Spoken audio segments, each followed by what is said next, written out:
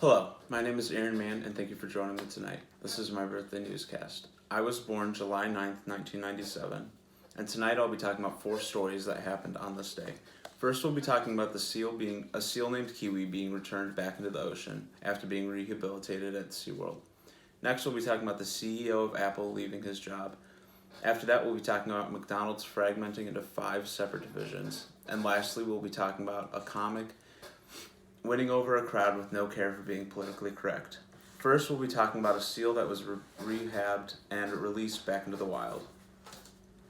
According to Plain Dealer author Karen Scholes, the small hooded seal nicknamed Kiwi was found beached in Virginia on September 28th, emaciated and dehydrated. After seeing that she was severely underweight and missing much of her vital thick fur coat, the rescuers contacted SeaWorld of Ohio to see if they could rehab this young seal. After jumping on the opportunity, the biologists at SeaWorld were happy to receive Kiwi once she had been cleared for her journey back to Ohio. After a 9-month recovery, Kiwi had gained about 100 pounds back and all of her fur had filled in. She was then taken to Portland, Maine to be released back into her natural habitat on this day. When the biologists were observing the newly freed seal, they said that it took only a few moments for Kiwi's natural instincts to kick in and for her to dive into the unknown waters. Speaking of things being released, Apple's Gil Amelio, the chief executive of Apple Computer Inc., resigned from his prestigious position and was released of all responsibility.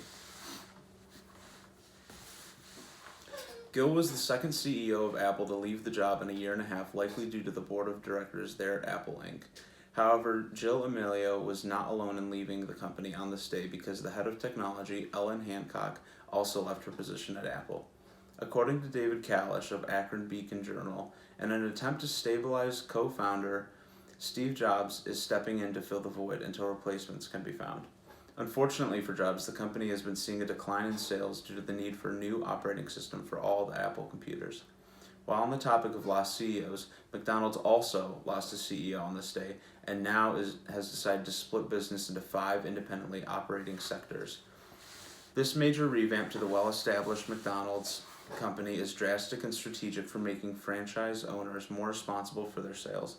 Competitors Wendy's and Burger King are financially on the rise, unlike McDonald's, so McDonald's is pulling out all the stops to change the course of their current financial standings, according to the Financial Times.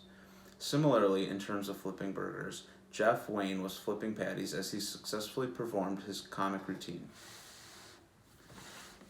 Wayne's one-man show, Big Daddy's Barbecue, was at Hilarity's Comic Lounge in Cleveland last night for the first of several shows here. For the most part, the comedian's vulgar and saucy barbecue session of stand-up was well received from the audience. Kevin Carter of The Plain Dealer wrote that people loved Wayne's all-out jokes defending white men who, according to Wayne, are blamed for almost everything in today's society. Wayne's show was a surprising success, as were some of the other things that happened on this day, either surprising or successful. This day in history witnessed the joyful release of a young seal, the loss of Apple's CEO, the division of an overwhelming fast food chain, the unexpected prevail of a comic, and the birth of yours truly. After all the things that happen on this day, the world continues to turn as it did the day before. Thank you for watching.